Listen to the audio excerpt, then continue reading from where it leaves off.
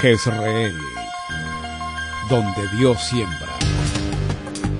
Nuestro propósito es compartir las verdades de la palabra de Dios, que han demostrado ser vigentes y relevantes para transformar las vidas de todos aquellos que ponen su confianza en Cristo Jesús. Bienvenidos a la prédica de hoy. Entonces estamos en Juan capítulo 9, ¿está bien? Y ya usted vio lo que Juan 9 nos plantea, que es la curación de un hombre ciego. Hemos venido hablando de cómo los milagros de Jesús se manifestaron de muchas maneras. Hubo milagros sobre las cosas, sobre situaciones no personales, como los panes, los peces, caminar sobre las aguas, la higuera. Hubo situaciones que Jesús, en medio del ambiente o naturaleza, Él intervino con su poder y transformó situaciones que estaban de alguna manera inmodificables, Él las cambió. Pero donde más énfasis se hace de los por lo menos 38 milagros de los que se habla en los evangelios de Jesús, esos 38 milagros, la mayoría son milagros de sanidades, sanidades sobre personas. Hay dos tipos de sanidad que en la Biblia se manifiestan. Una es la sanidad espiritual, que podríamos llamarla liberación. Es cuando hay algunas ataduras, algunas enfermedades, algunas ligaduras espirituales que llamamos endemoniados y que Jesús sanó. La Biblia habla de sus milagros con respecto a endemoniados, el endemoniado de Gadara, el endemoniado que el demonio echaba al joven al fuego y al agua para quemarlo o ahogarlo, ¿recuerdan? Esa es una sanidad. Y en las que más casos hay es en sanidad de tipo físico. Y en las sanidades de tipo físico hay muchas enfermedades. Está la enfermedad de parálisis, ¿cierto? Hubo un hombre de una mano seca que fue curado, y normalmente ustedes saben que cuando hay inmovilidad en el movimiento de un miembro, con el tiempo termina secándose. Entonces estamos hablando de posiblemente un tipo de enfermedad específico cuando habla del hombre de la mano seca, de los paralíticos, de los cojos, de los sordos, de los mudos, y finalmente 3 casos particulares se presentan con respecto a ciegos. Y este es uno de esos casos de Jesús sanando a un hombre ciego. En los otros 2 casos, uno pues obviamente es un poquito más corto, este es el más extenso de todos, el otro es una visión igual del segundo, que es un poco más corto, pero este en particular tiene unas características que vale la pena estudiar. Podríamos tomar cualquiera de los ciegos y estudiar cómo Jesús puede devolver la vista a un ciego, pero este caso es un ciego de nacimiento, o sea, es una persona que nunca ha visto. Una cosa es una persona que haya perdido la visión, posiblemente un accidente, una enfermedad degenerativa, y que haya recuperado la visión, que de todas maneras sigue siendo un milagro. Pero en el caso de un ciego de nacimiento tiene unas connotaciones aún mayores y diferentes. Eso es lo que vamos a tratar de mirar. Este hombre, por ser ciego de nacimiento, y cuando los padres hablan ante las autoridades del templo, los fariseos, el Sanedrín de Israel, cuando ellos hablan de su hijo dicen mayor de edad es. Pregúntenle a él, o sea, él no necesitaba que nadie lo representara porque ya era una persona mayor de edad. Entre los judíos, mayoría de edad se considera después de los 20 años, y así está desde el Antiguo Testamento. Un joven varón podía ir a la guerra después de los 20 años, así que ya se consideraba que era un hombre mayor. Después de los 20 años ya una persona podía asumir por sí misma su propia defensa. Por eso los padres, para no comprometerse, ellos dicen, pregúntele porque él tiene ya edad suficiente. Posiblemente entonces estamos hablando de un hombre de más de 20 años. Piense entonces, si tiene más de 20 años, han sido 20 años de ceguera, que no es lo mismo que una persona haya perdido la vista y lleve 1 año, 2 años, que se haya reducido su capacidad visual, sino es un hombre que nunca en esos por lo menos 20 años, y que creo que puede ser un poco más, haya tenido la oportunidad de ver jamás. Estaba en absoluta oscuridad. Por eso, el centro de este pasaje de Juan, capítulo 9, aunque vamos a analizar algunos detalles, el centro de este capítulo está en lo que Jesús dijo: yo soy la luz del mundo. Yo he venido a traer luz. Y escogió a una persona que obviamente no había visto nunca la luz, para mostrar cómo Él puede mostrar, cómo puede llevarnos a entender cosas que antes para nosotros era completamente en oscuridad. Ese es el centro del pasaje. Pero vamos a mirar otros detalles específicos. Obviamente una persona de 20 años de edad tiene las connotaciones particulares que se presentan de una persona con una limitación tan grande como esta. Lo primero que diríamos es que es un profundo dolor para su familia. Nosotros a veces no agradecemos a Dios que hayamos nacido con nuestras cualidades físicas, nuestras capacidades mentales, nuestra capacidad emocional, porque finalmente es casi que una suerte nacer tan bien como vemos en nuestro caso, en el caso de nuestros hijos, porque hay muchas situaciones que atentan el desarrollo. Ustedes saben que cada día más los procesos de contaminación están afectando, obviamente, las nuevas generaciones en ese sentido físico. Y nosotros tenemos que ser muy agradecidos porque tenemos muchas cosas que otros de pronto no tienen. Y a veces no valoramos, por ejemplo, el valor de los ojos. En estos días ya hay 2 personas que en estas últimas semanas se operaron de sus ojos para corregir astigmatismo o miopía, y uno de ellos contaba esta semana que cuando ya después de haberle retirado los vendajes y empezar su proceso de ver sin gafas, ver después de su operación, dice que lo primero que descubrió es que ya tenía canas. O sea que no es muy conveniente para aquellos que hemos pasado de cierta edad mandarnos a operar los ojos. Quedémonos como estamos, no sea que descubramos cosas que nos curan los ojos, pero nos produce una profunda ansiedad en el corazón. Dice que lo primero que él vio una cana y la esposa le dice, hace rato las tienes, solo que él no las estaba viendo. Entonces empieza uno a ver cosas que antes no podía apreciar, no podía ver. Y eso es finalmente lo que a través de este bendito beneficio de la vista nosotros podemos apreciar. Solamente que cuando la tenemos no la valoramos. El no tenerla y poderla tener es una gran bendición. Así que así como pudo haber sido un gran dolor para la familia, el que un hijo haya nacido ciego, también tuvo que ser una gran satisfacción para la familia que pudiese recuperar la vista milagrosamente. ¿Está bien? Obviamente para la sociedad también los ciegos, como toda persona limitada, era un problema. Digamos, es un problema social, usted lo ha escuchado. Todas estas personas que de pronto andan en la indigencia, que de alguna manera usted los ve deambulando en las calles, ya sea por droga o ya sea por problemas familiares, nosotros hablamos de un problema social. Y sí son un problema social porque de alguna forma la sociedad tiene que asumir algo con respecto a ellos. La sociedad tiene que dar una respuesta. Ahora, usted de pronto podrá pensar, ¿y nosotros por qué si nosotros no tuvimos las culpas de que se metieran, por ejemplo, en la droga, andaran deambulando en las calles? Nosotros no tenemos complicación, que lo haga su familia, que son los responsables, o las personas que los indujeron, que ellos asuman la responsabilidad y hagan el proceso correctivo. Pero la verdad es que ese problema, tarde o temprano, podrá afectarlo a usted, y encontramos eso en las calles. Que muchas personas de estas se vuelven delincuentes y en esa delincuencia y muchas veces bajo los efectos de las drogas pueden cometer hurtos o asesinatos. Así que es un problema social y que de alguna manera tenemos que solucionarlo. En el caso de Israel no hablemos necesariamente que se dedicaban a delinquir, sino hablemos de la responsabilidad social que tendrían sus vecinos para ayudarle a este personaje a sobrevivir.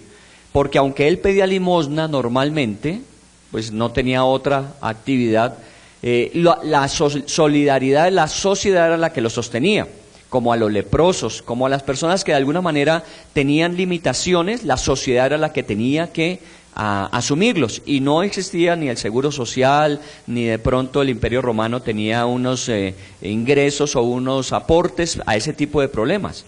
Lo tenían que asumir eran los mismos vecinos, así que para los vecinos también podría ser un complique tener que asumir una responsabilidad que directamente no les pertenecía, pero lo hacían, la solidaridad les llevaba a eso. Y pensemos también para el pobre hombre, al hombre era un problema, ¿por qué? Porque obviamente muchas cosas que los demás podían hacer o disfrutar, él no lo podía hacer. Así que toda esta problemática de lo cual estamos hablando es una problemática que en otras áreas diferentes a la visión podemos en la vida encontrar. Hemos estado tratando de mirar que los milagros, cuando los mencionamos, no solamente se refiere en el caso pasado a las pescas, a los que son pescadores, sino que eso también tiene que ver con nosotros en el sentido de que nuestros trabajos muchas veces no están rindiendo lo que nosotros necesitamos o esperamos, y efectivamente eso va a hacer colapsar las finanzas, y las finanzas que se colapsan traen malestar, no bienestar, y eso puede generar deudas y puede generar una cantidad de problemas. Así que esto que para los pescadores en su trabajo, para nosotros cualquiera que sea nuestra área de trabajo también se puede ver identificada. Y en este caso de la ceguera, aquí vamos a encontrar que la ceguera no siempre es un problema físico. También hay otra clase de cegueras que nos impiden ver o disfrutar de lo que Dios ha creado para nosotros. Así que siempre hemos estado haciendo un paralelo entre estas situaciones específicas y puntuales, los milagros de Jesús, con situaciones que tienen que ver con nosotros. Muy bien, esto también nos tiene que llevar a pensar que se celebró un día como hoy, un día sábado. Era un día de reposo. Y obviamente usted sabe que por cultura judía no pueden hacer determinados trabajos, y aún un trabajo podía ser el de irse a lavar. Eso podía ser considerado un trabajo, así que ellos se limitaban al máximo de cualquier obra que se hiciese ese día. La ley lo único que permitía eran obras de piedad, obras de caridad o de misericordia, quiero decir, llenando las necesidades de alguien. Por eso algún día, cuando Jesús intervino en una sinagoga y sanó a una mujer, cuando ellos reviraron diciendo que por qué Jesús actuaba un día sábado, por qué trabajaba un día sábado, Jesús trajo a colación que si uno llevaba su caballo, su mula, su buey hacia algún lugar y caía en un hueco por ser sábado, no lo sacaba de allí, era necesario sacarlo. Entonces hablaba de las obras de caridad, hablaba de las obras de piedad, las obras de misericordia que eran necesarias hacer. Y obviamente esto de que era un día sábado generó problema entre los fariseos o el Sanedrín, los religiosos de su época, pero Jesús consideró que era una obra de misericordia, era tener compasión con una persona que estaba mucho tiempo en esa condición y que a partir de ese día su vida sería completamente transformada. Así que vamos teniendo esta introducción como para un panorama general, y habiendo visto el video que nos ayuda a recrear, recuerde que esto no es en vivo y en directo, estamos recreando lo que dice el pasaje, vamos a tomar las lecciones que de allí podamos extraer. Comencemos entonces en el versículo número 2. Dice, cuando Jesús pasaba por allí, le preguntaron sus discípulos cuando vieron al ciego: Rabí, ¿quién pecó, este o sus padres, para que haya nacido ciego? Así comienza la historia. Jesús, si usted mira los versículos o el capítulo anterior, viene de un episodio de confrontación con un alto riesgo contra su vida. Dice que habían intentado asesinar a Jesús allí mismo. Solo que uno, porque estaban en Jerusalén y eso podía generar todo un alboroto en la ciudad, y segundo, porque no habían suficientes pruebas para condenar a Jesús y poderle asesinar, así que Jesús se acaba de librar de esa posible muerte. Por eso en la narrativa se encuentra que Jesús dice, es necesario hacer las obras mientras dure el día, pero la noche llega y ya no se puede trabajar. Y lo que estaba diciendo es que ya se estaban dando las primeras señales de que este complot para asesinarlo finalmente iba a terminar cumpliéndose, y que ya lo que era parte del día que quedaba había que saberlo aprovechar, porque finalmente a Jesús lo iban a apresar, lo iban a juzgar y finalmente a condenar. Así que lo que estamos diciendo es que se está presentando ya una situación hacia el final del ministerio de Jesús, cuando la persecución religiosa en su contra está tomando un alto nivel, a nivel de asesinato, y se está buscando pruebas o razones suficientes para hacerlo. Los discípulos, cuando pasan con él, me imagino ya habiéndoles bajado un poquitico la ansiedad que pudo haber producido el que la gente quería asesinar a Jesús y Jesús salió de allí, iban por el camino y se encontraron con este ciego, seguramente en alguna parte de la ciudad donde él se ubicaba para pedir limosna. Y lo que preguntaron fue quién había pecado para que hubiese nacido ciego. Llamémoslo a esto una curiosidad crítica propia de la naturaleza humana. Nosotros somos especialistas en andar preguntándonos cuál será el pecado del otro. ¿Sí o no? ¿Cierto? Cuando una persona empieza a prosperar y le va muy bien y empieza uno a ver que cambió de carro y que pronto compró finca, uno empieza a decir, ¿quién sabe en qué negocio estará metido? ¿Sí o no? Cuando alguna desgracia se presenta, cuando alguna situación de dolor se presenta, muchas veces la pregunta es, ¿qué habrá hecho que está pagando de esta manera su acto. Es una situación casi que natural. Nosotros nos la pasamos juzgando a los demás y juzgándolos con respecto a cuál fue el pecado. ¿Quién cometió el pecado? ¿Fueron sus padres o fue él? ¿Y qué pecado sería para que desde que estaba en el vientre fuera ciego? Esto es una premisa que usted, cuando estudiamos el libro de Job, se la encontró. Es una premisa social. Y es que normalmente este tipo de enfermedades, de situaciones difíciles que la gente enfrenta, el contexto social, lo que ellos concebían socialmente, es que era un castigo de Dios a alguna falta que se había cometido. Cuando Job cayó en desgracia, las personas dijeron que, ¿quién sabe qué pecado habrá cometido Job? Que Dios permitió que toda la abundancia que él tenía viniese a una profunda escasez y necesidad. El pecado tuvo que haber sido muy grande. Y muchos de los diálogos de Elifaz y de sus amigos tuvieron que ver con eso, hacerle caer en cuenta a Job que había cometido un gran pecado porque le había venido una gran maldad. Obviamente, si este es ciego de nacimiento, el pecado tuvo que haber sido muy grande. Y como es propio del nacimiento, entonces incluye la pregunta que si no era un pecado propio del ciego, tenía que ser ¿de quién? De sus padres. Entonces estamos hablando de algo que normalmente en la sociedad uno maneja. Tiene que haber un pecado de por medio. Y no siempre, cuando a una persona le sucede una desgracia, normalmente es un castigo de Dios. Hace una semana, un poquito más, nos enteramos del cáncer que sufre el ministro de Salud. Y desafortunadamente para él, días antes, un mes posiblemente, había hecho una declaración que para nosotros los cristianos nos parece ofensiva. Él había dicho: yo soy un ateo respetuoso. ¿Recuerda? Una declaración que él hizo y una entrevista que él dio, y que él simplemente decía que su creencia es que él no cree en Dios y respeta a los que creen en Dios. Desafortunadamente para él, después de esa declaración, se le hace evidente este cáncer que de pronto no sabía que tenía, y ahí mismo los cristianos asumimos una posición igual que la de los discípulos. Se da cuenta el pecado que cometió y mire cómo la está pagando. Tengamos cuidado. Dios no nos llamó a ese tipo de juicios, porque podemos estar equivocándonos con ello. Lo que yo sí pienso y oro mucho, incluyéndolo en nuestras listas de oración, es que si uno confiando en Dios, un problema como estos, un problema de una necesidad tan grande como esta, aún le genera crisis en la fe, porque uno dice creer en Dios, pero cuando viene una enfermedad de estas, muchas veces la fe entra en crisis, y a veces seguir sosteniéndose, creyendo en Dios y en sus promesas, se vuelve muy complicado. Si eso, teniendo a Dios, es complejo y difícil, piense cómo será para una persona que no tiene esa garantía. Que humanamente hablando, pues usted sabe que el cáncer y ciertos cánceres más que otros son humanamente imposibles de curar.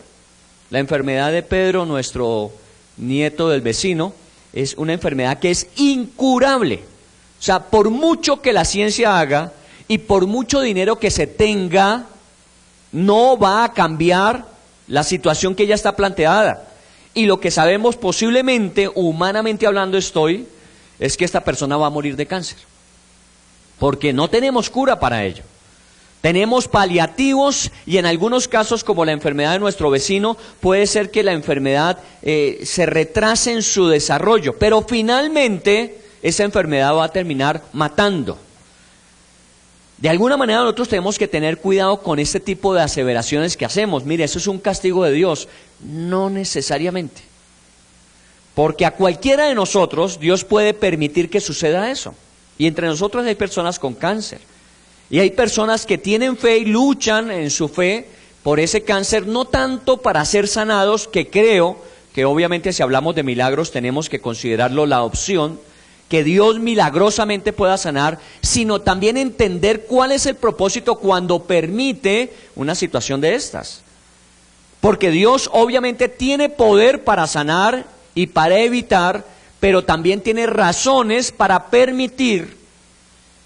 Y obviamente esos propósitos no siempre los entendemos. Hoy estuve hablando con mi consuegro, el papá de la esposa de Juan David, de Maya, la finlandesa, y él tiene una enfermedad desde los 15 años. una enfermedad en sus riñones, hubo trasplante, pero no funcionó y finalmente el cuerpo terminó rechazando. Desde los 15 años sufre este problema, diálisis todas las semanas, 3 veces a la semana, diálisis permanente. Tiene hoy 52 años, obviamente tiene problemas de azúcar con estas enfermedades y le han amputado sus 2 piernas ya. Y está en una condición crítica. Hablaba con él esta mañana y me decía, ya estoy cansado, pero sé que es Dios el que determina, pero si fuera por mí, le pediría que esto terminara. Claro, muy complejo y obviamente para toda su familia es una situación muy difícil. Y cuando habló con Hilda le decía, estamos orando para que Dios manifieste sus milagros. Y humanamente yo pensando, diciendo, Señor, el milagro mejor sería que te lo llevaras. Porque eso todos los días, obviamente por el problema de su sangre, le viven amputando. Primero fue unos dedos, después fue el pie, después fue la pierna, después fue la otra. Y no sabe que esto puede terminar en una mutilación permanente hasta que finalmente su cuerpo no resista. Y los médicos le están diciendo eso, le están sacando 2 litros de agua de los pulmones, porque ya sus pulmones empezaron a tener problemas. O sea que es una situación bastante difícil y compleja. Y uno no puede hablar de un castigo. Aunque yo entiendo bíblicamente hablando que toda enfermedad es consecuencia del pecado. Porque Dios no nos creó para estar enfermos. Dios no nos creó y nos añadió enfermedad para que nuestra fe fuese desarrollada a través de la enfermedad, no. La fe se desarrolla a través de la relación personal con el Señor en la medida en que uno le conoce. Él no tiene que usar las enfermedades para desarrollar la fe. Pero el pecado de Génesis capítulo 3 trajo como consecuencia toda esta afectación, que finalmente es lo que produce la muerte. Cuando Jesús dijo, todo pecado produce muerte, aquí estamos viéndolo en una realidad. Y es que todas estas afectaciones que aún el cuerpo físico sufre, nos va a llevar finalmente a la muerte. Así que los hipocondríacos tranquilos, se va a cumplir su expectativa. Esto me va a matar, dicen, algún día algo lo va a matar, porque es consecuencia natural del pecado, a menos que haya una intervención sobrenatural, como en el caso de la niña hija de Jairo, como en el caso de Lázaro, que Jesús pudo levantarlo de la muerte. El muchacho hijo de aquella mujer en la ciudad de Sarepta, que iban a enterrarlo, todas esas situaciones son de muerte, estaban muertos, pero el Señor los volvió a la vida. Todo eso es posible. Mire que nosotros no podemos hablar de una enfermedad que sea definitiva, porque aún en la muerte Dios puede intervenir y traer a vida, si así es necesario, conforme a sus propósitos. Cuando Hilda le decía, estamos orando para que Dios te sane, yo pensaba, Señor, lo mejor es que te lo lleves, pero también Dios podía sanarlo, restaurarlo. Obviamente la afectación ya vivida nadie la puede cambiar, no se le puede devolver a menos de que fuera otro milagro adicional creativo, que sea que Dios colocara nuevas piernas, que no es imposible. Testimonios ha habido de personas que Dios, miembros que no existían, los hace crecer. Miembros que no había, Dios los puede colocar. Eso también es posible, porque estamos hablando de los milagros y es sobreponernos a lo natural. Y que Dios tiene poder para hacerlo, pero también tiene razones para permitirlo. Por eso los discípulos se acercaron y sin vergüenza alguna preguntaron, ¿qué pecado cometió? ¿Él o sus padres? Ahora, si es consecuencia del pecado, la pregunta es, si viene ciego desde el vientre, ¿qué pecado cometió en el vientre? Porque no había tenido oportunidad de relacionamiento como para pecar. ¿O hay de alguna manera conciencia desde el vientre para cometer pecados? ¿Se da cuenta todas las implicaciones que una pregunta puede tener? ¿Quién pecó? Él en el vientre, y cómo desde el vientre había pecado para que ya naciera ciego con consecuencia de ese pecado. Esto pudo venir desde la antigüedad en la cultura judía, porque cuando aquella mujer que tuvo gemelos y empezaron a combatir desde el vientre, ¿recuerdan? ¿Quiénes? Esaú y Jacob, recuerda que luchaban desde el vientre. La filosofía judía dice que aún esa lucha fue un intento de asesinato de Esaú contra Jacob.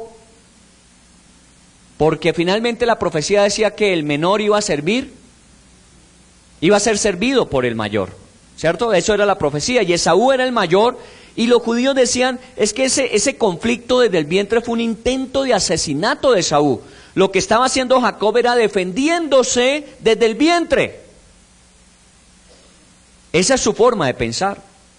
Pero también nos llevan a otros a pensar que posiblemente desde el vientre ya haya intencionalidad, ya haya sentimientos. Por eso el aborto es un asesinato.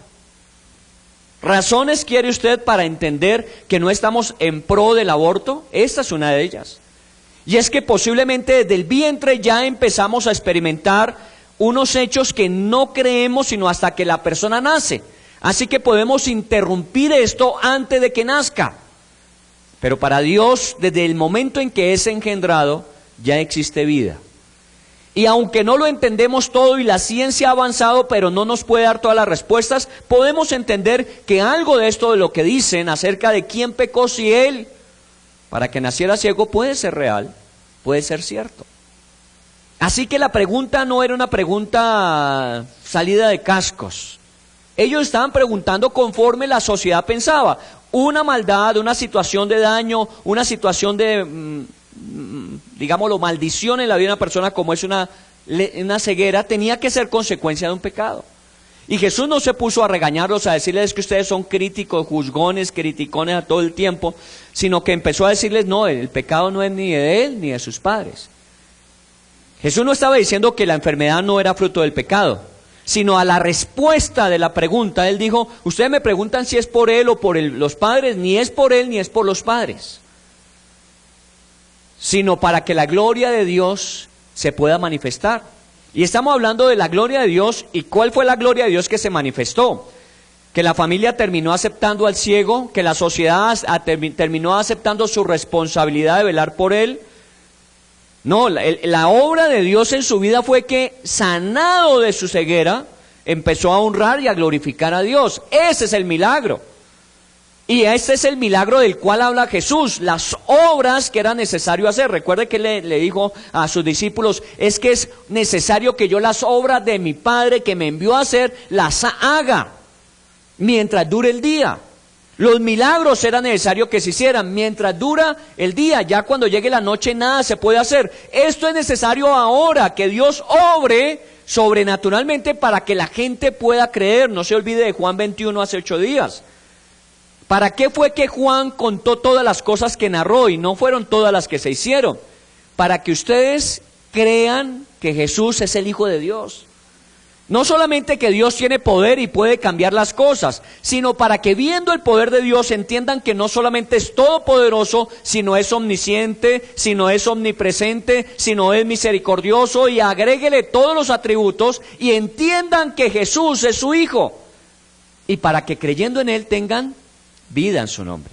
Así que los propósitos de Dios se manifiestan. Vamos a ir desmenuzando un poco más la pregunta. Cuando él le dice, y sus padres de pronto pecaron y él sufrió la consecuencia, Jesús tampoco lo negó. Y aquí hay una segunda implicación. La primera es, si los pecados pueden producir este tipo de daño, y que respondemos, el pecado es el origen de todos nuestros problemas, pero que no todas las acciones pecaminosas tienen necesariamente una consecuencia como estas. Pero también aquí hay una segunda implicación muy fuerte. Y es, si los padres pecaron, las consecuencias vinieron sobre el hijo. Y esto aún sería mucho más grave, porque cada uno tendrá que dar cuenta a Dios de sí mismo. Y si uno comete obras contra uno o contra los demás, obviamente eso le va a afectar a su vida. Pero si yo no lo he hecho, si no son otros los que lo han hecho, y a mí me afecta, la situación se vuelve injusta. Porque sería injusto que este niño hubiese nacido ciego por el pecado de los padres. Pero los discípulos lo preguntaron igual. Señor, ¿acaso los padres pecaron y entonces la consecuencia viene sobre este muchacho que no tuvo la culpa? Y estamos hablando de algo que la Biblia llama los pecados generacionales. Situaciones que de alguna manera vienen de los padres o los abuelos sobre sus hijos o nietos. Y que puede durar 4 o 5 generaciones, dice la Biblia. Y es real y es cierto, porque Jesús no salió a decirles, ¿y qué doctrina es esa que ustedes están diciendo? ¿Quién dijo que los padres pecan y los hijos sufren? Él no salió a defender esa doctrina, porque la Biblia dice que nuestras bondades o nuestras maldades podrán afectar a los hijos de los hijos hasta la cuarta y quinta generación. O sea que es posible. Ahora, si usted no lo cree desde el campo espiritual, desde el punto de vista espiritual, al menos tiene que aceptarlo desde el punto de vista físico-genético. Porque genéticamente hablando puede suceder. Estaba buscando qué dice la ciencia con respecto a estas enfermedades genéticas. Y la ciencia dice lo siguiente, dice, si uno de los progenitores o los dos transmite un cromosoma en el que un gen es defectuoso, este defecto puede provocar una enfermedad. Y hay enfermedades heredadas, que de alguna manera cuando vino el proceso de concepción, alguno de los dos, padre o madre, pudo en ese proceso de concepción a través de sus genes estar transmitiendo un defecto. Y lo vemos y la ciencia nos lo puede comprobar. Eso lo aceptamos. Es una enfermedad congénita. Es una enfermedad que viene de su familia. Por eso nos hacen las preguntas que normalmente cuando uno va a verse el chequeo médico le hacen. ¿Y en su familia sufren de? ¿Y qué situaciones se han presentado? Porque para ellos eso puede influir en la situación presente suya. Y eso nosotros lo aceptamos, pero dígalo desde el campo espiritual y la gente inmediatamente lo rechaza. ¿Cómo así que un pecado de un padre, de un abuelo, de un ascendente puede afectar la vida de un hijo o un descendiente? Sí. Y Jesús no dijo que no.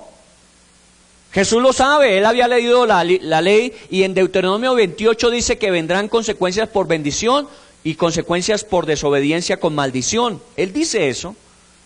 Así que es posible, y tengámoslo en cuenta, porque nosotros no podemos vivir la vida tan displicentemente diciendo uno puede hacer lo que bien le parezca y no hay problema. Sí hay problema. Y muchas veces los problemas no son para usted, sino pueden ser en la vida de sus hijos. Pero este no era el caso. Jesús no se puso a decirle sí, y como ellos son chismosos, críticos sociales, entonces Jesús les aclaró el chisme para que de ahí en adelante, cuando hablaran de este caso, dijeran, no, es que los papás la habían embarrado, es que esa pobre mamá tenía más cachos que... No, Jesús no dice el problema de los padres o el problema de él, sino esto Dios lo usó con un propósito específico que lo vamos a ir desarrollando. Entonces, dos situaciones. Uno es este juicio social que nosotros manejamos en cuál será el pecado que tiene el otro. Líbrele Dios a usted de andar buscando el pecado del otro. Busque los propios que suficientes hay, ¿o no? ¿Para qué nos ponemos a buscar en qué pecado los demás? Pensemos en qué hemos pecado nosotros. Y hagamos lo correspondiente para ponernos en paz con Dios por nuestros pecados. Y no andemos juzgando el pecado de los demás. A veces ese añade un pecado más a nosotros de los que ya tenemos. Juzgamos a los demás por sus pecados. Y el Señor no nos puso a eso. Líbrenos Dios de estar en juicio, o líbrenos Dios de estar diciendo que todo es consecuencia de lo que otros hicieron, porque también esto puede justificar ciertas conductas en la gente. La gente hace cosas y después cuando le dicen, ¿y usted por qué hizo eso? No, es que mis padres, y es que el ambiente de mi familia, y es que mi mamá, y es que, y nunca asumen la responsabilidad. Sí, todo eso puede influir, pero cada uno de nosotros tiene un libre albedrío, una voluntad que debe usar de manera consciente y responsable, responsable. Tenemos que hacer uso responsable de esa voluntad y decir, no. Yo no puedo hacer las cosas y después echarle la culpa a los demás, asúmalo. Usted no puede andar diciendo, no, es que uno con una familia como la que yo tengo que no va a andar en pelotera todo el tiempo. No, usted no tiene que andar en pelotera todo el tiempo, esa es una decisión suya. Si usted se quiere sumar a una vida de familia complicada, usted lo puede sumar y abona de manera generosa, porque cuando uno quiere complicar las cosas, uno las complica. Pero también usted puede ser un factor de bendición. Porque el Señor puede transformar situaciones a su alrededor a través de su actitud y a través de su obediencia a lo que Dios le pide, de soportar, de perdonar, de ayudar, de no juzgar, eso podría ayudar. Pero somos muy dados en estas situaciones entonces a echar siempre la culpa a otro, no asumamos. Y en el caso específico del ciego, ni lo uno ni lo otro. Versículo número 5. Entre tanto que estoy en el mundo, luz soy del mundo. Aquí, y ojalá usted en un pasaje siempre busque cuál es la enseñanza central de ese pasaje. Esta es la enseñanza central de este pasaje. Que Jesús es la luz del mundo. Si habla de luz es porque necesaria es. Si nosotros viviésemos todo el tiempo en luz, nunca hablaríamos de oscuridad y no tendríamos que hacerle mención a la luz. Simplemente es una condición natural. Pero porque conocemos la noche, sabemos el valor de la luz. Cuando conocemos la oscuridad, nosotros decimos qué tan importante es la luz. Y pregúntele a su dedo meñique del pie derecho, cuando la mesa de noche lo ha saludado a las 3 de la mañana. ¿Sí o no? Usted se levanta y no ve y pin, y el dedo le recuerda tan importante que es la luz, ¿o no? Bueno, encontramos el valor de la luz apreciando la noche. Y vivimos en un mundo donde hay oscuridad y entonces tenemos que pensar en el valor de la luz. Y Jesús dijo, mientras yo esté en el mundo, yo soy la luz del mundo. Así que Él se fue y quedamos en las mismas tinieblas que estábamos antes. ¿Sí o no? Esa es una buena pregunta, porque si Él dijo yo soy la luz del mundo, y con razón, y ese yo soy es un yo soy muy poderoso en la Biblia, uno entonces diría, mientras Él estuvo hubo luz, cuando Él se fue volvimos a la oscuridad. No, recuerde que Él dijo vosotros sois ahora la luz del mundo. Él nos inyectó de su luz para que nosotros nos volviéramos luz a donde quiera que fuéramos. Y de alguna manera este es el centro del Evangelio. Una vez que yo soy salvo, yo tengo que convertirme en luz, en sal, en levadura para los demás. Si no, no sirvo para nada. Si la sal pierde el efecto de producir sabor, ¿de qué sirve sino para ser tirada en los caminos y pisoteada por los hombres? Si una vela no es encendida, ¿de qué sirve? Así que hay que tener un valor o sentido de propósito en la vida. Y Jesús lo tenía claro, yo soy la luz. Yo mientras viva voy a vivir como la luz. Póngalo en palabras en primera persona. Yo soy la luz. Y la luz tendrá que alumbrar mientras viva, porque cuando ya me muera, de nada va a servir.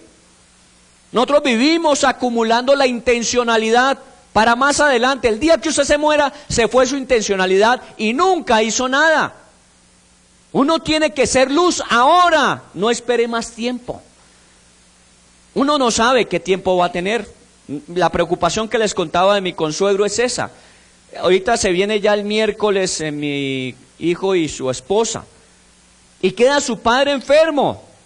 Si usted estuviera en esa condición y lo viera a él en esa situación, ¿qué haría usted? Es muy difícil. Y eso es lo que Maya nos decía, es que es difícil irme y dejar a mi papá enfermo. ¿Qué haría usted? No me lo diga, piénselo. Porque yo tampoco le dije nada a ella, es algo que ella tiene que decidir, porque la que está viviendo ese momento es ella. Pero es que esto nos puede pasar más corriente de lo que usted se imagina. Usted no necesita una persona enferma de diálisis con 2 piernas amputadas para decir, tengo que valorar el tiempo que tengo con él porque no sé cuánto tiempo tenga. Sus papás pueden ser muy sanos, pero se pueden morir mañana. Y el tiempo es ahora, y el momento es ahora, y ser luz es ahora, no mañana. Deje de acumular la intencionalidad. Es que yo quería. Es que yo algún día iba a hacerlo, pues si no lo hizo y llegó la noche, ya no lo podrá hacer. Y Jesús lo sabía, Él sabía que el momento se acercaba, lo habían acabado de intentar matar, y Él sabía que lo iban a volver a hacer. Y que iban a matarlo finalmente, pero ¿sabe qué dijo? Mientras esté aquí, soy luz. No voy a dejarlo para mañana, hoy voy a hacer luz. ¿Y sabe qué? Escogió al mejor modelo, ejemplo para hacerlo, un ciego y de nacimiento, que nunca había visto la luz, para hacer luz en él, para permitirle al hombre ciego que pudiese por primera vez ver la luz. Muy bien, entre tanto que estoy en el mundo, luz soy del mundo. Y en el versículo 3 recordemos lo que dice allí, por qué fue que Dios permitió esta situación en el ciego. No por el pecado de los padres, no por el pecado de él, sino ¿para qué? Para que las obras de Dios se manifiesten. Para que las obras de Dios se manifiesten. Nosotros hablamos y estamos en este tiempo de inversiones y uno tiene que mirar costo-beneficio en las inversiones. Y obviamente no todo el mundo está para hacer inversiones de riesgo. Hay personas que les gusta arriesgar al invertir, pero a mayor riesgo, obviamente también hay mayor rentabilidad. Hay otros que prefieren, porque su característica es que no son muy arriesgados, ponerlo en condiciones que no le genere mucho riesgo, pero le dé seguridad de inversión. Que la rentabilidad, si sea poca, llegue. Bueno, ese es su estilo. Cada uno tiene que conocerse desde el punto de vista como inversor, cómo es. No vaya a tratar de hacer lo que otros hacen en ese campo, como en ninguno. Porque de pronto hay personas que tienen esa habilidad, esa capacidad, y usted dice, si él lo hizo, yo lo hago. No, es que él sabía nadar y usted no. Y si usted se mete al agua como él lo hace, usted se va a ahogar, él no. Porque es una habilidad, es una destreza, es una característica que él tiene que de pronto usted no. Que la puede desarrollar, sí, pero por ahora mida el riesgo y el beneficio. Hay situaciones como estas que uno dice, pero terrible uno tener que vivir 20, 25, 30, 40 años ciego para que las obras de Dios se manifiesten. ¡Qué alto precio para pagar! ¿Qué tal que Dios le permitiese a usted una experiencia como estas en su vida con un hijo? A cualquiera de nosotros nos puede pasar. Que a Dios gracias no nos pasó, a algunos sí. Y tener un hijo en unas condiciones por 20, por 30 años de limitación pueden ser terrible. Y que al final el Señor le diga, no, ¿sabes qué? Era para manifestar mi gloria, voy a hacer un milagro. Señor, ¿por qué no lo hizo el segundo día? ¿Por qué esperó 40 años para hacerlo?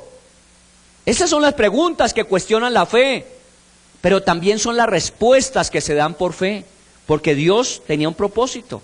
Para que las obras de Dios se manifiesten. No es por el pecado de él, no es por lo de los padres, no es una situación de simplemente generacional, no es una situación de que algún gran pecado o condición social. No, es para que Dios pueda hacer una gran obra. Y esa gran obra es que los hombres puedan ver la luz. Y volvemos al sentido de los milagros. ¿Por qué Dios permite milagros? Para que la gente pueda creer.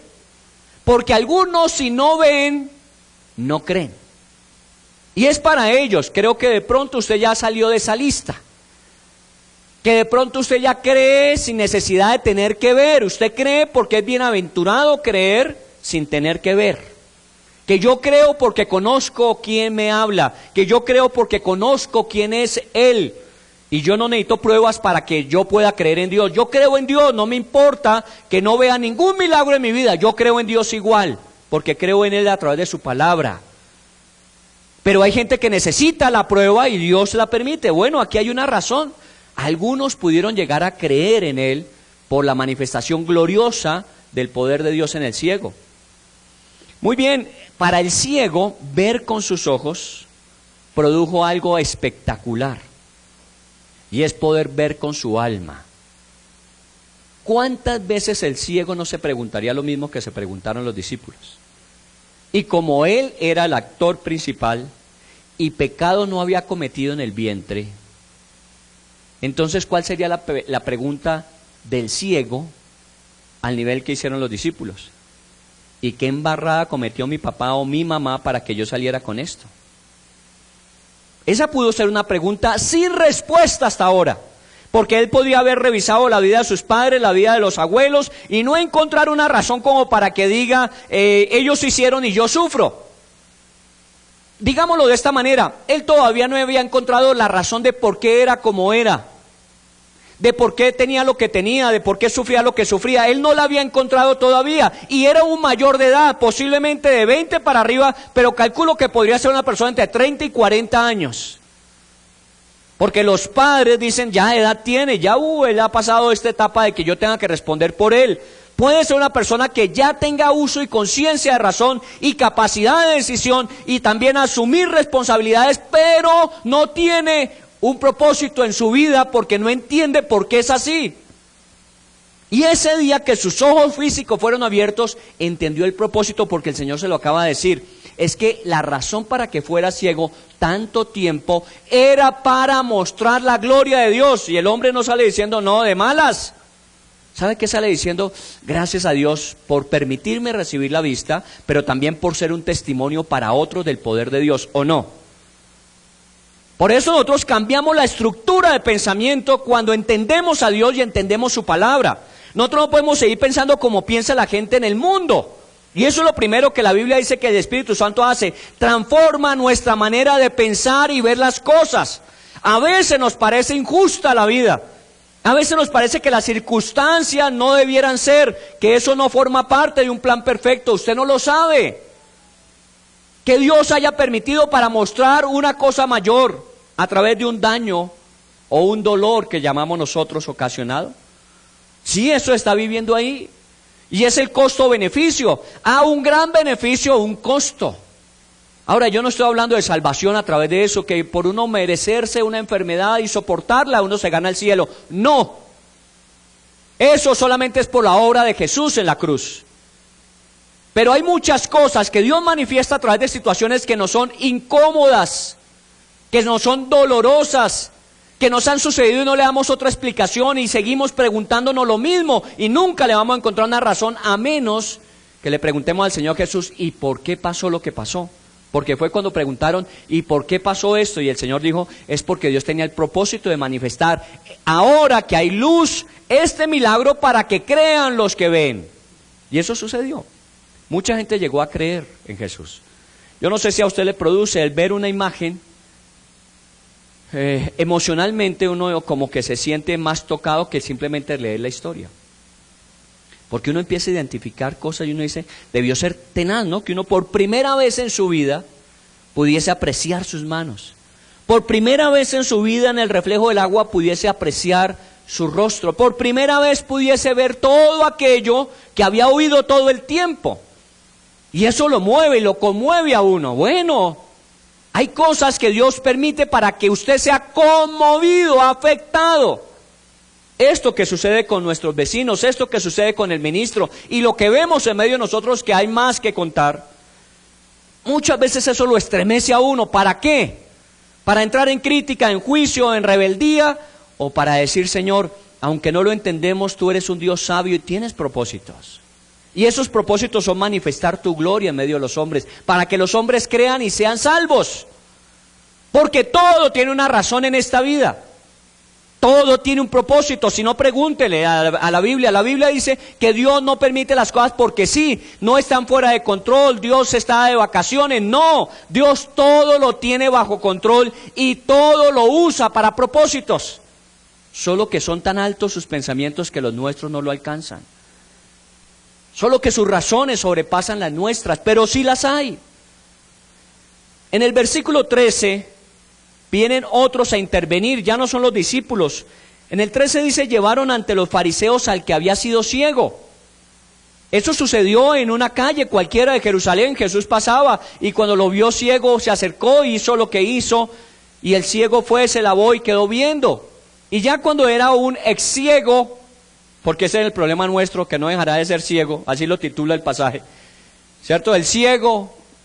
no, ya no era ciego, es el ex ciego, pero es que a veces nosotros cuando ya clasificamos a una persona no la podemos sacar de ahí, ¿cierto?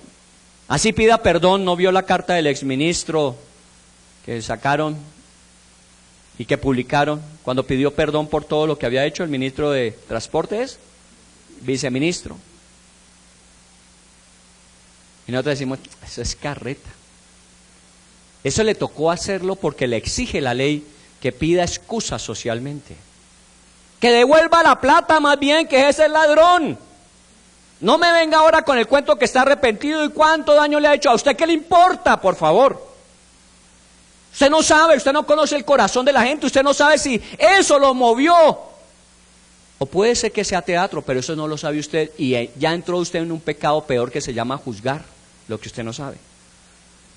Más bien pida que eso sea real y que efectivamente eso produzca un cambio, porque seguramente los hijos de ese hombre, si eso es real, van a recibir una gran lección a través de eso, dolorosa. pero una gran lección que no olvidarán. Así que uno de alguna manera tiene que aprender a leer las cosas. Y vienen los fariseos y le dice, tráigame a ese muchacho que lo sanaron. Dice que era ciego y ahora ve, tráiganlo, y lo llevaron. Porque ellos eran la máxima autoridad y ellos eran los que podían verificar. Eso sucedía en ciertas enfermedades, como la lepra. Cuando una persona había sufrido de lepra y era curada de la lepra, tenía que venir a presentarse a los sacerdotes y que ellos lo examinaran, y una vez que lo examinaran y viesen que la enfermedad no estaba presente, le decían, ahora estás limpio de tu lepra, puedes volver a la sociedad. Era un permiso que ellos daban. Ellos tenían esa autoridad, como muchos en este mundo creen que tienen la autoridad para autorizar y desautorizar, para definir lo que es la vida o qué es la muerte de otros. Y entonces cuando vieron que el ciego estaba viendo, en lugar de alegrarse por el ciego, de alegrarse por la familia, de alegrarse por la sociedad, tráiganlo, porque eso no podemos nosotros aceptarlo. Si no tiene nuestro consentimiento, eso no es válido. Y lo llevaron ante el Sanedrín, los fariseos. ¿Y qué pasó? La pregunta de uno dice, ¿y por qué? Bueno, hay 3 posibles respuestas, considerémosla. La primera, acababan de intentar asesinar a Jesús. ¿Se recuerdan? Capítulo anterior. Y este podía ser un muy buen argumento para debatir las razones que daban para asesinarlo. Es que Jesús no ha hecho nada malo. Todo lo que Jesús hace es bueno. Mire, pregúntenle al ciego, no es que estaba ciego de nacimiento, 40 años ciego y ahora ve. Eso no es bueno, eso es muy bueno. Pregúntenle a su familia. Pregúntele a la sociedad. Entonces no me vengan a decir que Jesús es malo. ¿Por qué lo van a matar? Debatir argumentos que se tenían en contra de Jesús. Es que Jesús es un problema. Jesús lo único que causa son crisis. No, aquí no estamos viendo a un Jesús de crisis. Un Jesús que soluciona crisis, que es diferente. Un Jesús que cambia vidas, un Jesús que cambia historias. Entonces posiblemente lo llevaron para que los fariseos que no creían y que creían que los que tenían la razón eran ellos, pudiesen de alguna manera pensar. Y yo sé que a nuestras iglesias asisten personas así, que a veces no son que creyentes, sino que quieren en su mente tener argumentos para seguir contradiciendo lo que no quieren cambiar. A mí no me vengan con el cuento de que todos los que van a la iglesia son cristianos. Eso cada uno lo tiene que decidir, pero yo también sé que hay mucha gente que ha ido simplemente por especular, simplemente por debatir, no quieren creer, simplemente quieren tener razones para decir, se dan cuenta, y buscar equivocaciones para decir, yo tenía razón. Y de pronto aquí le están llevando a uno para que le hable bien. Por eso a veces nosotros decimos, uy, que va a venir tal predicador que es muy bueno, va a venir tal que hace milagros, para ver si de esa manera cambia. Si usted fuera uno de esos, yo le invitaría a que dejase de estar tan prevenido, dejase de estar buscando tantas razones para contradecir y más bien busque razones para creer, porque para eso son los milagros, para manifestar la gloria de Dios. Para eso Dios permite muchas cosas, que de pronto no hay todas las respuestas a las preguntas, pero hay un Dios que es mucho más sabio que nosotros para saber qué está haciendo. Y en este caso específico, cuando lo llevan, esa puede ser la razón. A ver, fariseos, entiendan que no vale la pena andar detrás de Jesús para matarlo, por Dios. Es un hombre que no hace mal, es un hombre que está trayendo bien, ya dejen de estar buscándolo. No lograron cambiarlos. Los fariseos y los saduceos y las autoridades finalmente terminaron enjuiciando injustamente a Jesús y asesinándolo, ¿o no? No me vengan a decir que no fue un asesinato. Actores intelectuales hubo y físicos, los romanos fueron los físicos los que llevan del bulto en la historia. Pero estaban estos detrás que no querían creer y nada lo podía hacer cambiar. Bueno, en eso puede caer uno, que no quiera cambiar, así le den todas las pruebas y razones. Porque si usted no quiere creer, nadie lo hará cambiar. Usted es quien tiene que decidir si quiere creer o no. El segundo argumento que podemos encontrar es dar pruebas de que Jesús finalmente sí era un problema. Ustedes estaban buscando una excusa, recuerden que no lo apedrearon porque no tenían suficientes pruebas. Aquí había una prueba. Este violenta el sábado. El sábado, que es un día de reposo, que no se puede hacer trabajo alguno, mire, sanando al ciego y mandando al ciego que vaya hasta el lago y que se lave los ojos. Eso todo es un trabajo que no se puede hacer el sábado. Jesús va en contra de nuestro día de reposo. Jesús es culpable. Eso pudieron haber pensado aquellos que le llevaron. Ustedes querían una razón para enjuiciar a Jesús, ténganla. Y siempre habrá papaya. Y cuando la papaya la ponen, la papaya se parte y se come. ¿O no? ¿No ha salido por ahí un pastor casquisuelto, un cura pedofilio? ¿Y qué hay? Razones. No nos sacan eso en la prensa. No nos dicen a través de la televisión, el pastor tal, el cura tal, aquel que dice hablar de Dios, mírenlos. ¿Quieren una prueba? Ahí está, claro, dimos papaya. Entonces no nos avergoncemos de lo que dicen de nosotros muchas veces. Puede que usted no lo haya hecho, pero otros lo hicieron y eso nos bautiza a todos bajo el mismo juicio. Por eso hay que cuidarse del testimonio, porque lo que usted haga puede afectar a otros, para bien o para mal. Qué bueno que puedan decir, no, es que yo conozco un cristiano, y si así son todos, son increíbles. Los cristianos son honestos, rectos, de principios, de valores, responsables. Qué bueno que puedan decir eso por usted. Pero eso es algo que uno tiene que definir. Y eso estaban buscando razones, aquí la tienen. Jesús violentó el sábado. Jesús se sometía a la ley. Jesús se sometía a la ley. Lo que no se sometía era toda la manipulación humana que había con respecto a ordenanzas adicionales a la ley. Como esta, que uno no se pueda lavar la cara, que uno no pueda encender. No fuimos tan al extremo de las cosas que nos volvimos mejor que Dios. Cuando Dios dijo reposen el día de reposo, es paren su actividad productiva y dedíquense a glorificar a Dios y a pedir dirección, bendición sobre ustedes. No es simplemente dejar de prender la luz o apagarla, no es simplemente dejar de trabajar y producir, es poderse dedicar y honrar a Dios. ¿Cuántos hoy día están cumpliendo con la ley? Bueno, la cumplen exageradamente, porque desde el martes, el miércoles ya vienen descansando. Y nadie los acusa. No, es que ellos son de día de reposo todos los días. Son exagerados en la ley. Nosotros los llamamos sinvergüenzas y flojos. Porque 6 días trabajarás y 1, no al revés. Es así, 6 días trabajarás y 1 descansarás. A veces nosotros cogemos la ley y exageramos, y Jesús dijo, la ley tiene su razón y propósito. Por eso los confrontaba tan duro. Ustedes dejan morir a un buey suyo, a un burro, a un caballo que caiga en un hueco un día de reposo, no lo dejan morir. Entonces yo, ¿por qué no podía hacer con esto esta mujer que tenía tantos años de enfermedad? ¿Recuerda la mujer de la sinagoga? Muy bien, entonces esa podría ser la segunda razón, buscar una prueba que condenara a Jesús. Y la tercera y más crítica para el ciego es que acusaran al ciego de ser traidor a la fe. Trajeron al que era ciego, ex ciego ahora, para que él diese testimonio. Cuando le preguntaran, ¿y quién lo sanó? Él dijese, Jesús. ¿Y usted cree en Jesús? ¿Cómo no voy a creer si era ciego y me dio la vista? ¿Cómo no voy a creer? Pregúnteme otra cosa, a ver, inteligentes. ¿Cómo no voy a creer en un Dios que me sana de cáncer? ¿Cómo no voy a creer en un Dios que me cambia un riñón que tenía dañado y me lo pone nuevo? ¿Cómo no voy a creer en Dios que me sana un corazón que estaba quebrantado? ¿Cómo no voy a creer en Dios? Yo creo en Él, claro. Ah, ¿usted cree en Dios?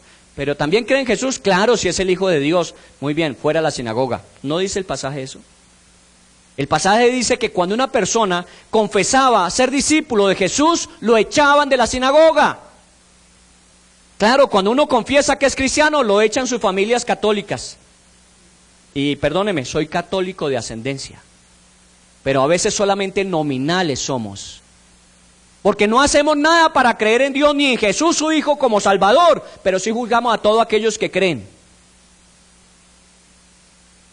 Creen en Jesús, creen en el Salvador, muy bien, alégrese por eso.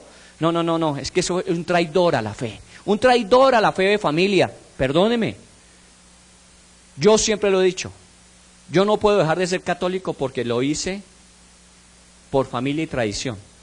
Pero para mí el ser católico fue simplemente un kinder para conocer a un Dios que antes publicaba, que antes pregonaba, pero que desconocía absolutamente.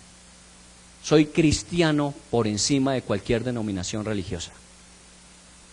Y me interesa es hablar de Jesús, no hablar de religiones. Por eso poco hago mención. Hoy menciono porque tenemos un contexto católico en medio de nosotros muy fuerte y discriminatorio. Tanto como los mismos cristianos lo hacemos, ¿o no? Los cristianos hacemos lo mismo. Es que si es católico está condenado. El problema para el Señor levantar un muro más grande que el de Trump entre México y Estados Unidos, para que los cristianos católicos estén a un lado y los cristianos no católicos estén al otro lado y los dos puedan estar en el mismo lado. Solo que un muro de por medio. Y cuando usted se acerque al muro a preguntar, ¿y cuál es la razón de este muro tan alto aquí en el cielo? El Señor diga, que allá están los católicos. O al otro lado están los evangélicos. ¿Perdón? ¿A qué vino el Señor? A salvar a los perdidos. ¿Y quiénes son los perdidos? Los hombres. No importa el apellido que tengan. Todo aquel que confiese a Jesús, todo aquel que confiese a Jesús, no importa su apellido religioso, su tradición religiosa, será salvo. ¿Por qué llevaron a este pobre ex ciego a comparecer ante los fariseos? Para que él dijera, yo soy discípulo de Jesús, creo en Jesús, fuera a la iglesia. Porque no podemos admitir en la sinagoga que un seguidor de Jesús esté entre nosotros, porque ellos no querían serlo, ¿o sí? Cuando vuelven a insistirle al ciego diciéndole, oiga, pero explíquenos el milagro, díganos cómo fue que pasó, porque es que Jesús es un pecador que no puede hacerlo. El otro le dice, mire, ya se lo dije. Y me vuelven a preguntar, ¿acaso no escucharon o es que quieren creer? ¿Quieren hacerse discípulos de él? Nosotros no somos discípulos de Jesús. Nosotros somos de Moisés. Nosotros somos católicos. Nosotros somos protestantes. Nosotros somos. Todo lo demás está condenado. Nosotros sí tenemos la verdad. Todos los demás están equivocados. Pilas. Esa es la posición de ellos. No nos importa qué pruebas haya.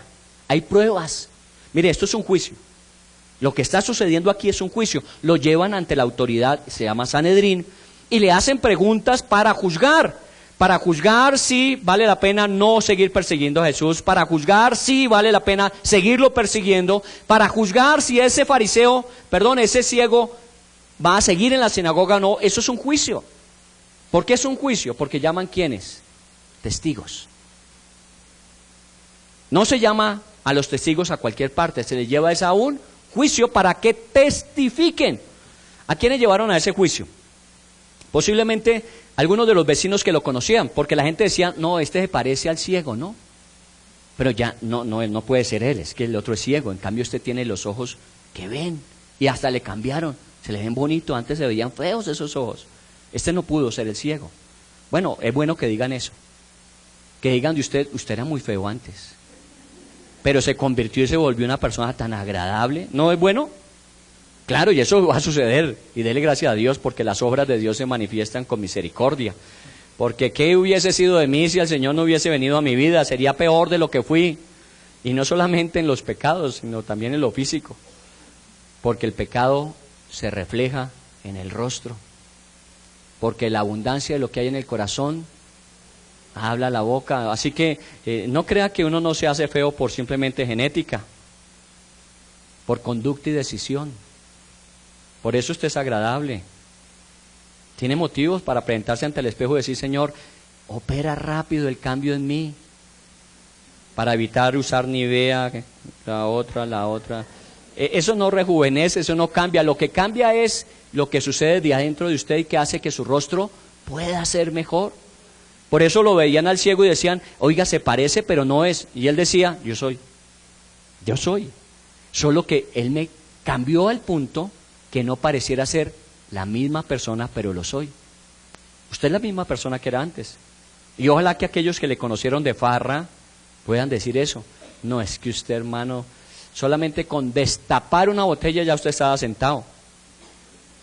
Ahora es que no toma. Chéverísimo, ¿no le parece bueno? Que antes tenían que sacarlo debajo de la mesa para llevarlo a su casa, y que ahora usted de una forma responsable atiende las necesidades de su casa. ¿No le parece bueno? ¿O es que alguien se siente mal por eso?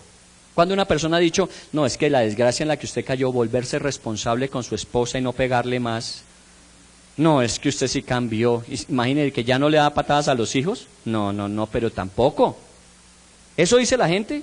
¿Qué dice la gente? Qué bueno que usted entendió el valor de lo que tiene, qué bueno que usted entendió el valor de las relaciones, qué bueno que usted... ¿Y eso lo produjo quién? Jesús. Y los primeros testigos pudieron ser los vecinos. Miren el versículo número 8 dice, entonces los vecinos y los que antes le habían visto que era ciego decían, ¿no es este el que se sentaba y mendigaba? Unos decían, él es. O sea que había testigos que decían, este es el ciego. Nosotros le ayudamos a sostenerlo por mucho tiempo, nosotros sabemos quién es su familia, nosotros sabemos dónde vive. Este es ciego, había testigos, y los testigos pudieron ser sus mismos vecinos. Y hay testigos de lo que Dios ha hecho en nuestras vidas, y esos pueden ser nuestros familiares, nuestros vecinos.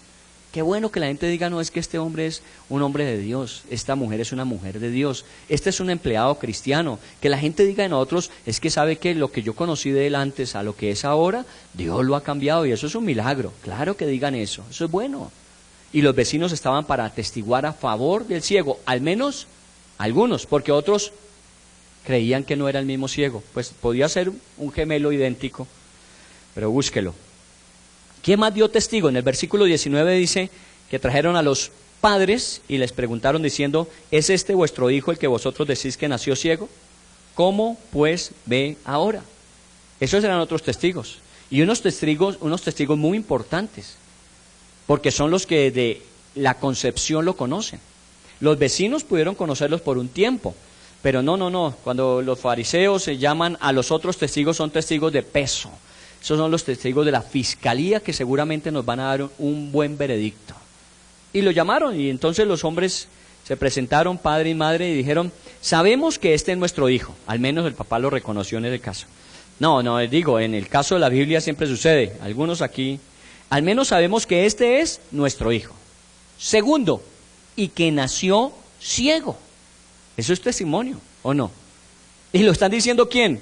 Los papás. Si usted viera a un papá diciendo, mi hijo era ciego, mi hijo era paralítico, mi hijo era mudo, mi hijo era sordo, ya no lo es, usted diría, hay que creerle. Porque es el papá, es la mamá. ¿Cómo se va a poner a jugar diciendo que era o no era el papá o la mamá? Ellos sabían. Y dice, nosotros sabemos qué es. Y nosotros sabemos que es nuestro hijo. Pero ¿sabe qué? Ahora él está viendo. Y eso no lo podemos negar. Solo que para que no nos echen de la sinagoga, no vamos a decir que fue Jesús el que lo sanó. Mire, hay gente que cree en el Señor, pero nunca va a decir nada de Jesús a favor, porque eso lo puede censurar socialmente. Ellos dijeron, nosotros creemos que él está viendo por un milagro, pero si ustedes me preguntan, ¿quién hizo el milagro? Pregúntenle a él. Ellos no se implicaron en la cosa, sabios. Nosotros queremos ver los beneficios, pero que no nos comprometa con nuestra práctica. Queremos que el Señor nos sane, pero no convertirnos en cristianos seguidores fieles de Jesús. Pero que el Señor nos sane. Sí, pregúntenle a los demás. Yo no voy a decir nada a favor de Jesús. ¿Será usted de pronto como los padres, que por la conveniencia social de no ser descalificado, usted no admite que es cristiano? Usted no reconoce que Jesús le abrió los ojos, que Jesús le sanó de una enfermedad, que Jesús le transformó un hogar, que Jesús le cambió un hijo. Usted no reconoce eso públicamente, diciendo Jesús es el autor de eso, por no comprometerse. Ahí están los testigos, esos otros. Ahora, ¿sabe cuál es el problema? Que cuando en un juicio hay testigos tan fuertes, porque parte del mismo ciego que dijo, yo no veía, ahora veo. Traen a los vecinos y dicen, nosotros le conocimos que era un ciego. Y traen a los papás y dicen, nosotros sabemos que nació ciego. Y llegan a la conclusión de que si todo el mundo dice que era ciego y ahora ve, algo pasó aquí. ¿Cierto? Y eso tiene que hacerlo pensar, ¿sí? Los fariseos que estaban allí pensaron. Versículo 16. Entonces algunos de los fariseos decían, qué pena con ustedes. No les voy a poder decir qué decían los fariseos. Si quieren saberlo, en 8 días los espero. Entonces algunos de los fariseos decían, ese hombre no procede de Dios, porque no guarda el día de reposo. Otros decían, ¿cómo puede un hombre pecador hacer estas señales? Y había disensión entre ellos. Mire que hay dos posiciones aquí. Unas que están a favor y otras que están en contra. Unos podían decir, eso no pudo haber pasado. Otros decían, pero si pasó, ¿qué nos está diciendo lo que pasó? ¿Y quiénes eran los que estaban pensando así? Los fariseos. No estamos hablando de los testigos, padres, vecinos o el mismo ciego, ni de los discípulos de Jesús.